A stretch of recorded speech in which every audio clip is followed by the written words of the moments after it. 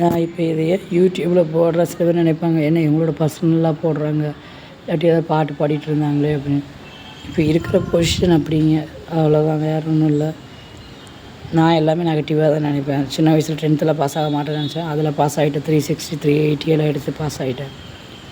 12th fail ஆவேன்னு நினச்சேன், அதுலேயும் pass ஆகிட்டேன். மேக்ஸ் வராது, மக்கப் பண்ணி தான் எழுதுவேன். அப்படி தான் இங்கே வேலையிலே அப்படி தான் இருப்பேன். என்ன இப்படி இருக்கும்போது தலைவலி மரண வலியாக இருக்குது.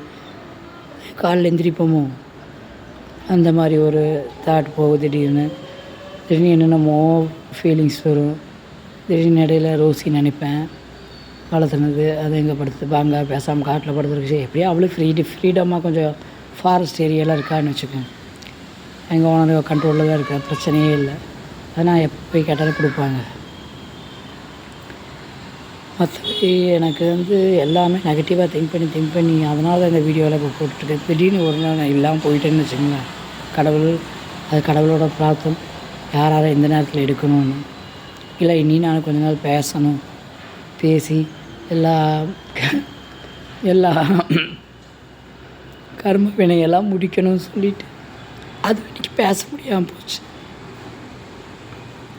ஆனால் அந்த கிட்டத்தட்ட அப்போ அந்த ஒரு மாதம் ஃபுல்லாக நான் என்னோடய ட்ரெஸ்ஸிங் சென்ஸில் கொஞ்சம் இதாக இருப்பேன்.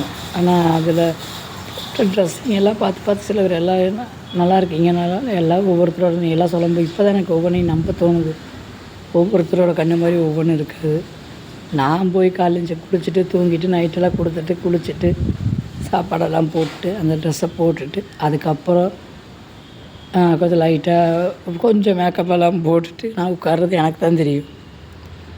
நல்லா இருக்குங்க, சூப்பராக இருக்குது. எல்லோரும் வர கெஸ்ட்டு கூட சொல்லுவாங்க,